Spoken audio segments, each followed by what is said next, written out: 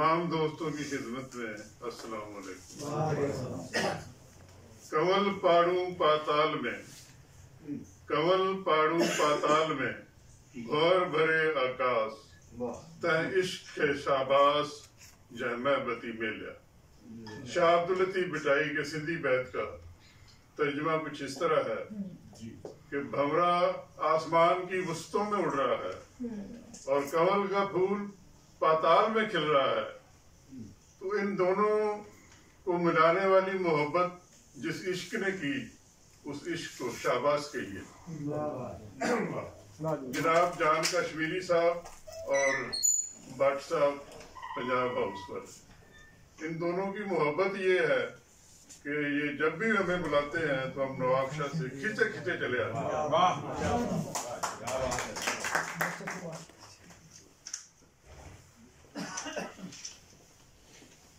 पंजाबी गजल दे दो तीन शेर। सूई दा नक्का दुनिया तंग, सूई दा नक्का दुनिया तंग, बच बचा के ऐथों लंघ। सूई दा नक्का दुनिया तंग, बच बचा के ऐथों लंघ।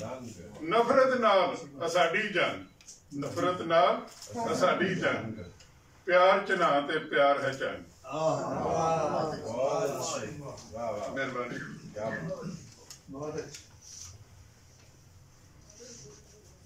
पंजाबी गजल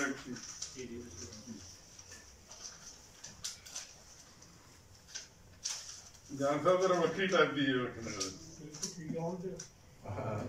आस दा दीवा बाली रख, आस दा दीवा बाली रख, यादां नाल पंजाली रख। आस दा दीवा बाली रख, यादां नाल पंजाली रख। सीला बेशक बुल्ला नू, सीला बेशक बुल्ला नू, अखा आप सवाली रख। शेर अर्ज।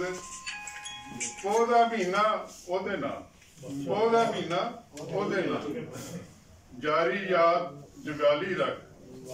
खास परौने आने घर, खास परौने आने घर, कमरे एक दो खाली रख।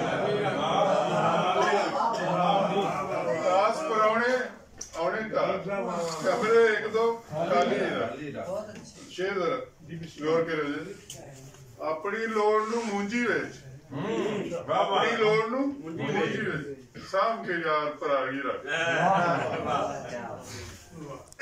सारे लोग सियाने आखन, को यार मिसाली रख। आस दा दीवा बाली रख, यादां नाल पंजाली रख। बहुत शुक्रिया। बहुत